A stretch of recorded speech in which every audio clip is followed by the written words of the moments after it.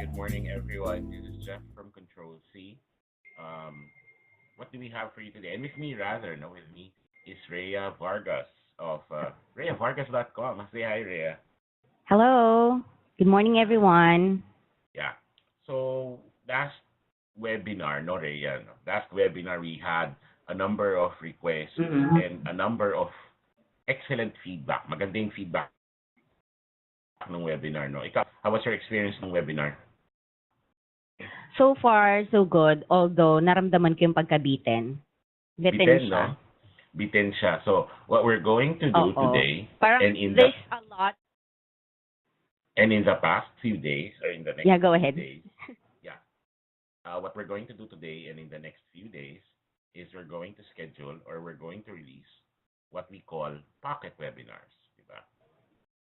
Yung pocket webinars are short, ano lang siya, short discussions between us as we share our experiences with you. Um, we'd like to share our experiences. And again, this is not, hindi siya katulad nung, dahil sinabi namin, no, perfect na siya or siya yung ideal. Hindi. Rhea and I are just sharing our experiences with,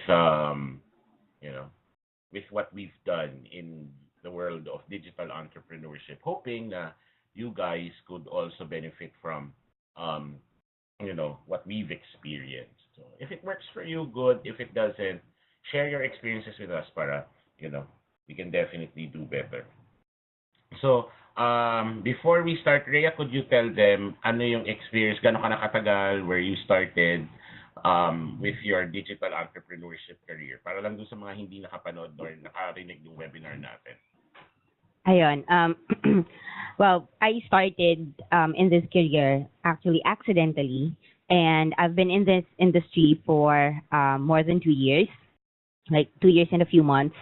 I started under a platform or under like a virtual assistant company, and then I decided to venture out on my own, and then I think that's when I started to, the career started to boom. So as of now, I found my specific niche, which is real estate virtual assistant, specifically transaction coordination and listing coordination. So it's a real estate specific job. And aside from that, I also cater to property management companies, clients, and also real estate investors. And right now, I have a permanent position to a real estate virtual assistant company as deputy country manager. And I'm a mom of 3 boys. 3 boys and a husband. Yes. Yun yun, no? 3 boys and a husband. So that makes it 4. Rhea, just for the benefit of everyone, let's put it in layman's terms. Ano ba yung real estate virtual assistants na niche mo? Real estate virtual assistant is yung clients mo are real estate brokers, property management companies, or real estate investors. So, meron siyang dalawang category. Main category is yung voice at saka yung non-voice. Yung voice is parang inside sales agents, or you're making calls, lead generation, lead management. And then dun sa admin part, dun ako nag-concentrate kasi more than 8 years na ako sa call center, so ayoko nang mag-calls. Yung transaction coordination is specifically taking care of real estate transactions, from buying, selling properties. So yung entire process ng transaction, taking care of documents, working as a licensed officer, lahat yon, yung buong real estate transaction, buying and selling. So basically, for everyone that's interested, ang trabaho ni Rhea is, kumbaga, para siyang secretary ng real estate broker o yung mga nagbebenta ng bahay. Kasi sa US, tama ba ako, Rhea, sa US, hindi pa po pwedeng, hindi katulad dito, pupunta ka lang, bibili ka ng bahay, ora-orada, para kang bumibili sa sari-sari store. In the US, kailangan kang dumaan sa broker. So basically, Rhea, ang role ni Rhea is to support real estate brokers or yung nagbebenta ng real estate or mga bahay. Tama? Yes. And in the future, Rhea and I are working on creating, if you're interested in this niche, Rhea and I are working on creating a basic real estate virtual assistance course. Um, ano siya, basic talaga siya, just to teach you the basics to get you off the ground if this is something that you'd want to be your niche in the digital entrepreneurship career. Ako naman, my story is I started teacher talaga ako. So, I've been a digital entrepreneur for almost 2 years or more than 2 years rather. Um, ang aking niche ay instructional design and courseware development. So, gumagawa ako ng courses, lessons, e-learning, learning management systems. And like Rhea, nag-start ako, well, parang by accident na parang hindi because I was that natapos yung contract ko sa isang school. So I had to find a way to how would you call this? To augment the income. So doon pumasok yung digital entrepreneurship. No, and it's something that I have not regretted ever since. Um, Rhea, let's talk about yung term na digital entrepreneur. Um, Mhm. Tama di ba yung pagkakaintindi natin? And I think pareho tayo ng pagkakaintindi that this more than a job, this is a business. Tama? Yes. Yes, it is. No, and I think yun yung dapat tandaan ng marami na gustong pumasok sa career na to is that, this is, Andrea, chime in if you want to, chime in if you have ideas, na dapat ang trato nila dito is not a job. Hindi siya desk job.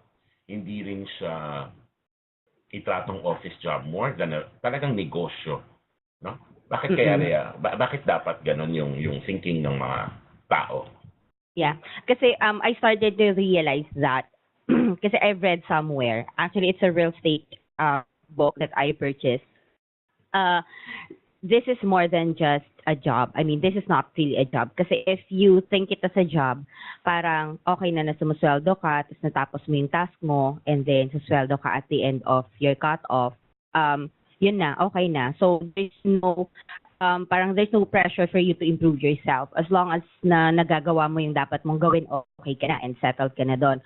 Whereas, if you treat this as a business, unang-una, you have to take care of your name. Your name as a business owner, your reputation, and also the reputation of the business. You will always parang improve. You will always try to improve. You always try to keep up with the current market, with the current trend, and hindi ka magsasettle as kung ano lang yung meron ka at the moment.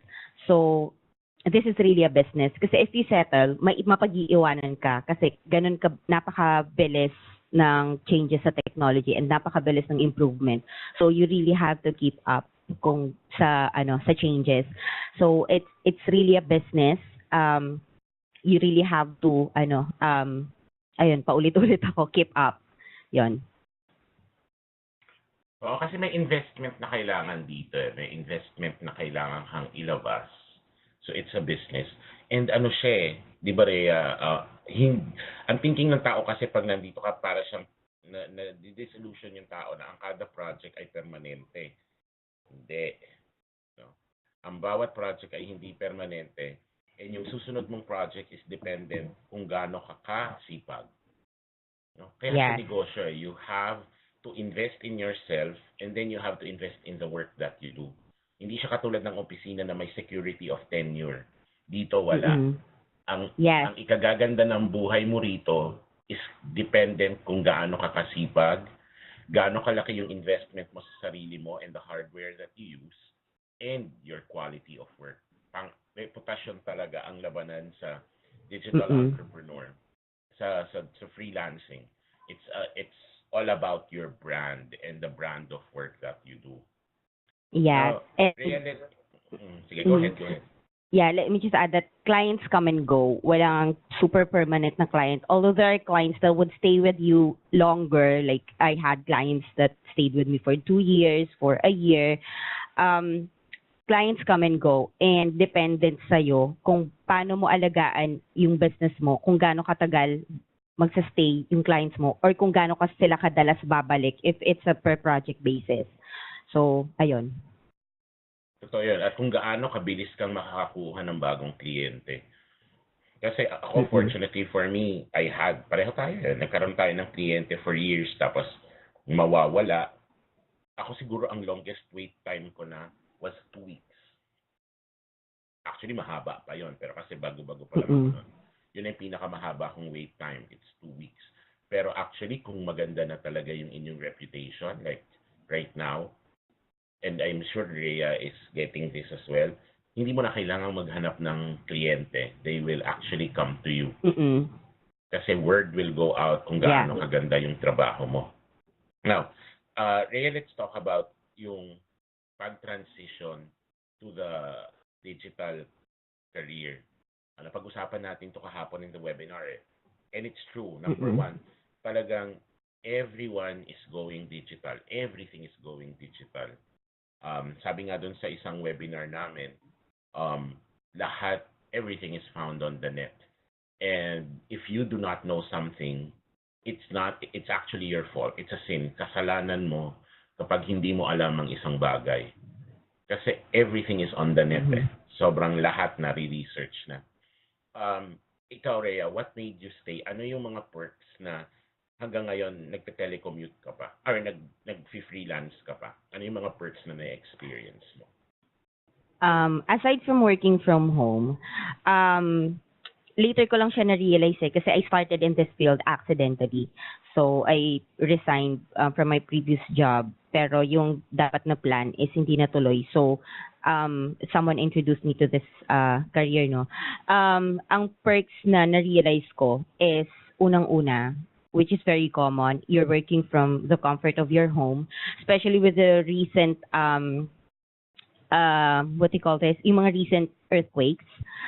Every time na mag-shake yung ground, lagi kong ang unang pumapasok sa isip ko is, thank God, I'm just an arm's length away from my kids, so I can easily wake them up and bring them outside the house if ever na mas lumakas yung lindol. So that's one of the best perks. Second is, yung full control ng career mo.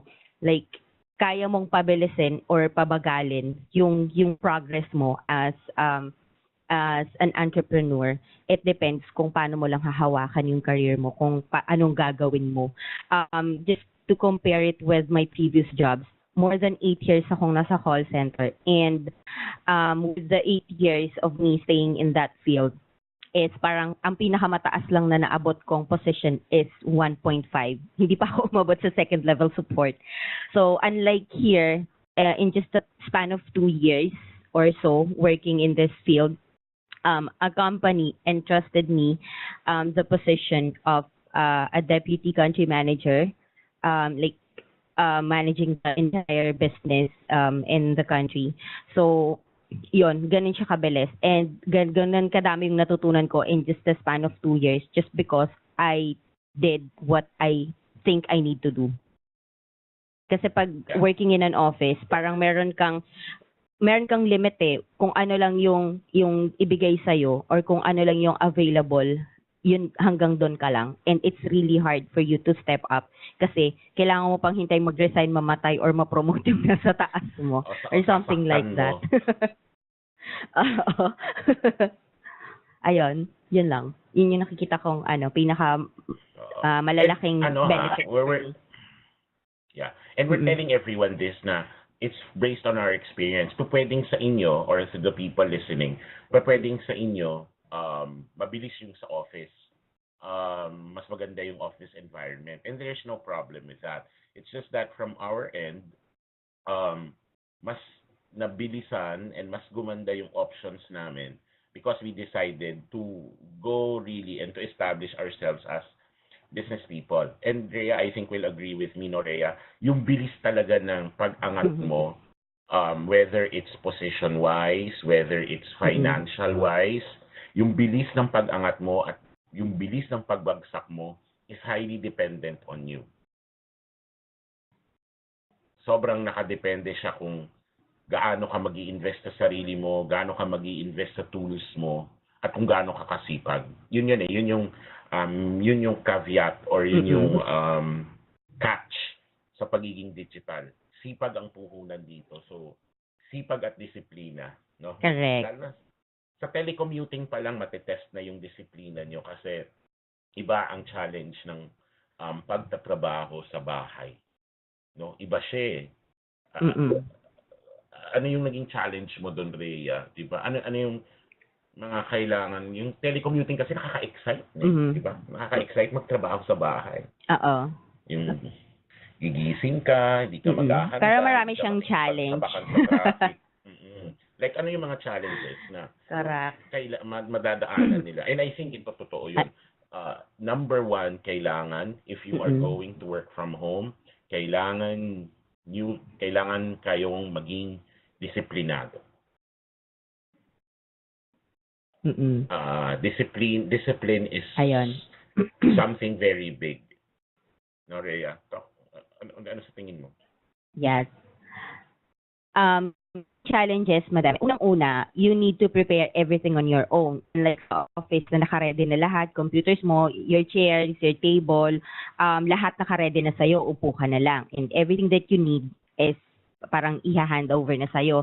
Unlike telecommuting or in this business, ikaw magpe-prepare lahat. Setup mo, computer mo, internet connection, working space, yun yung unang challenge. So you really need to prepare for that. Second challenge is, especially if you have kids, wala kang tatakbuhan. Bahala ka sa buhay mo. Matuliro ka. Ayun. Tapos second challenge is if you have kids, especially if you have kids, how would you prepare the entire household? Kasi syempre nasa bahay ka, so hindi pa sila aware na there are certain times na you don't need to be disturbed or hindi kailangan mag-concentrate ka sa work mo. So you need to prepare the entire household then, especially your kids. Kailan ka pwedeng isorbohin, kailan hindi. And then third challenge is yung self-discipline. That's the reason why tinanggal ko yung malaking couch sa home office ko kasi nakaka-tempt. So wag kang magtatrabaho sa loob ng bedroom mo kasi nandiyan yung kama, tinatawag ka. Yung doing what you need to do kahit merong temptation sa paligid mo, yun yung discipline, and doing what you need to do kahit walang nakatingin sa'yo. That's really, really, really important. I can't stress it enough. Correct. Importante yan eh. Ayun, yung challenges. Yung nadi-deliver mo yung trabaho kahit walang nakabantay sa'yo. Yun talaga. Yun yung challenge. Kasi remember guys, if you're going to go digital, again, it's your reputation on the line. So, and a big chunk of your reputation will come from the quality of the work that you do. Sabi ko nga sa mga friends ko and people that are interested, I always tell them, never sign on anything that you are not proud of. Never sign your name on anything you are proud of. Rhea, let's talk about the pay. Maraming na-excite sa pay sa digital career kasi US dollars. Malaki ba talaga? Kasi I remember ako, siguro ang good thing lang sa experience ko is that I started na very specific, very niche na yung work. Tatandaan natin guys, no? When you start sa digital entrepreneurship, ito yung napansin ko. Siguro hindi naman siya hard and fast rule, but this is what I noticed. The more niche your skills are, or the more specific your skills are, mas mataas ang charges na pwede mong ibigay sa client. Like ako, I started with, I started with instructional design and courseware development. So normally, tama ba ko Rhea, no, normally people would start at around $3 an hour. Meron pa nga tayong kilala, di ba? Mga $1 an hour lang. Ako, I started with $5 per hour, which is malaki na if you are starting in this industry. So, yung niche talaga is important. Rhea, yung pay ba talaga malaki? Ganun ba talaga siya kalaki? Para mabaliw lahat ng tao? Yes. Well, generally speaking, yes. Kasi yung minimum rate is usually higher sa mga office rates. But of course, you still need to consider yung mga expenses mo, like yung electricity, internet connection, yung equipment na gagamitin mo. But to sum it up, if you're starting, of course, medyo mag-even out lang usually yung expenses mo over your income. Pero once you're parang medyo nagtagal ka na, dun ka makakabawi. Just like any other business, as startup, mag-invest ka talaga. Money-wise, effort-wise, skills-wise, mag-invest ka. Pero as you go along, dun ka makakabawi. And once you have established your niche, mas makakapag-ask ka ng mas mataas na rate, especially kapag marami ng dumudugtong na experiences or list of previous clients sa ilalim ng pangalan mo, the higher the rate na pwede mong ma-ask sa mga susunod mong clients. So some have, some can earn like 100,000 pesos per month. Some Meron ganun. hanggang 200. Yes, it's possible. It's really possible. Pero still, as we have always been reminding you, depende pa rin sa inyo. So hindi siya ganun kadaling makuha, pero makukuha mo. Yeah, it is possible, pero talaga ang pinaka-labanan talaga rito is your experience, the kind of work that you do, and the skills that are connected with it. Dun pa rin siya papasok. Later, siguro in our next capsule sessions, pag-uusapan natin paano ba talaga dapat mag-charge, no, Rhea? Kasi ito yung sa mga pinaka-challenging na first step sa pag-freelance. Magkano ba talaga ang dapat i-charge? Pero pag-usapan natin yan in a future capsule session. Ako, i-reiterate ko lang yung sinabi nung kasama natin ng webinar, si Kat Antonio, kat.com. She said it very well. When you go digital, it's more than just changing jobs. It is a lifestyle change. Yes. Ganun siya kalaking change. You are changing your lifestyle. Like, ako, I've changed my lifestyle in a sense na minsan ang Sabado ko at saka Linggo, trabaho pa din.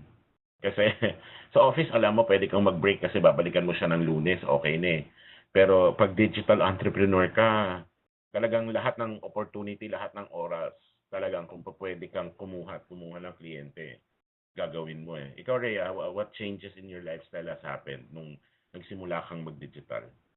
Ayun, sobrang laking lifestyle change. Yung sinasabi mo na walang Saturday, Sunday sa atin, depende pa rin yun sa inyo, of course. You can take it lightly. You can take it, yes, you can take it lightly. Walang, hindi yun persahan. Hindi yun requirement.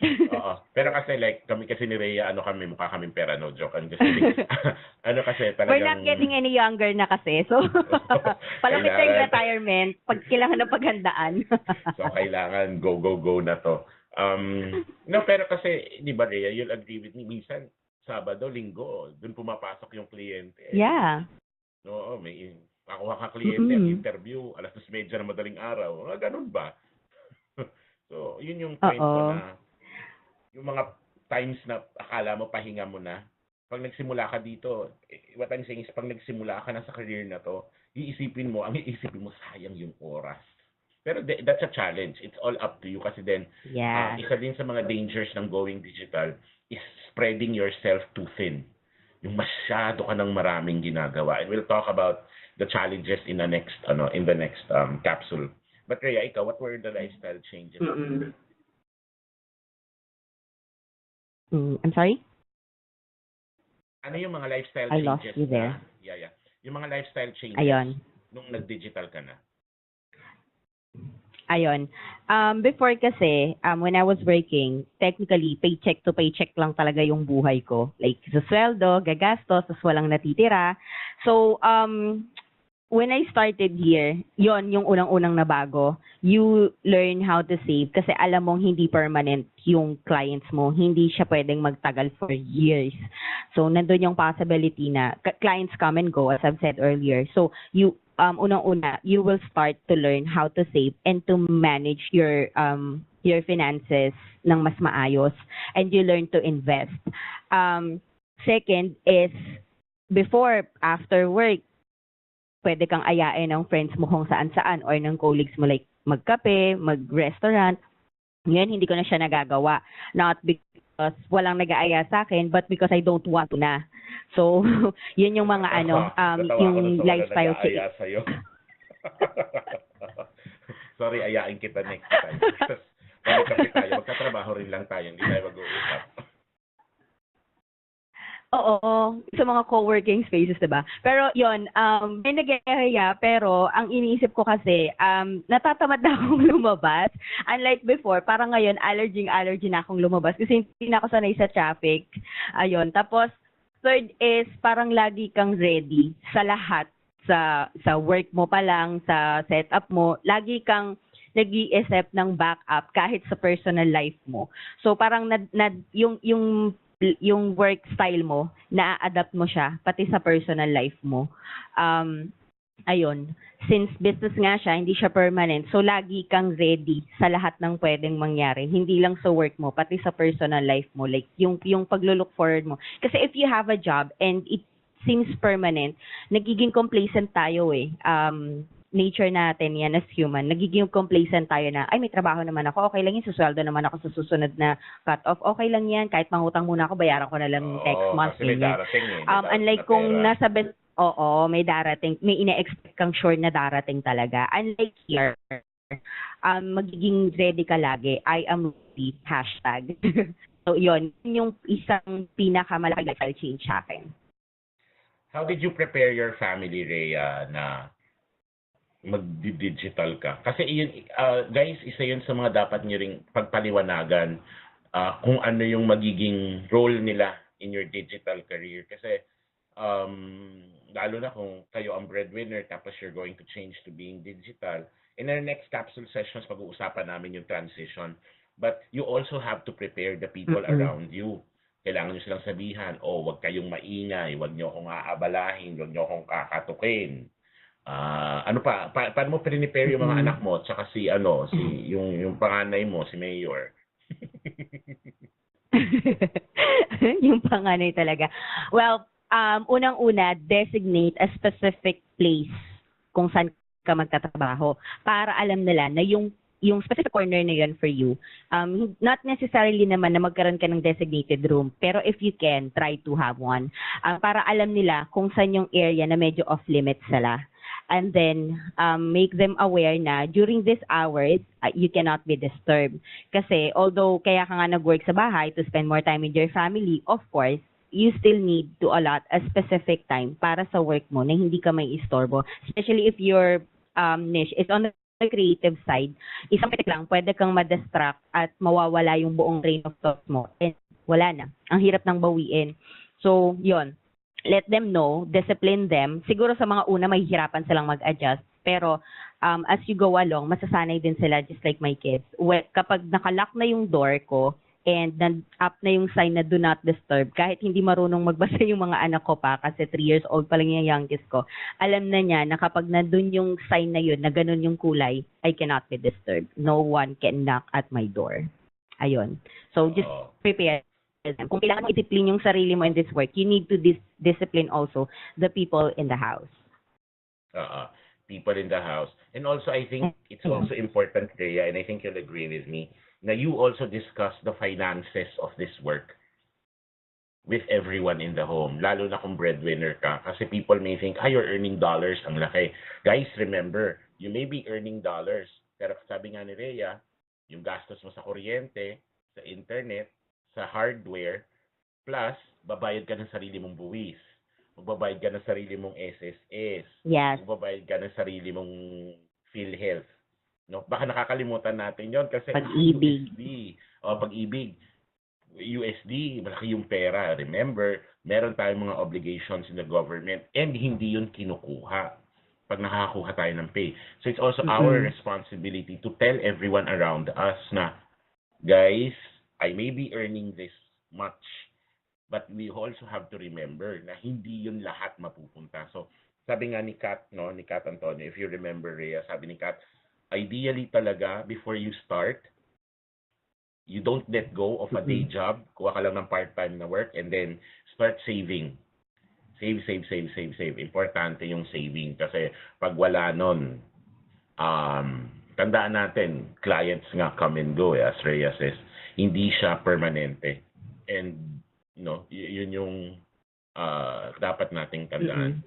So, Rhea, before we end this capsule course, this is first in our capsule webinars, based on what we've talked about, ano yung gusto mong i-emphasize or ipaalala sa mga listeners natin?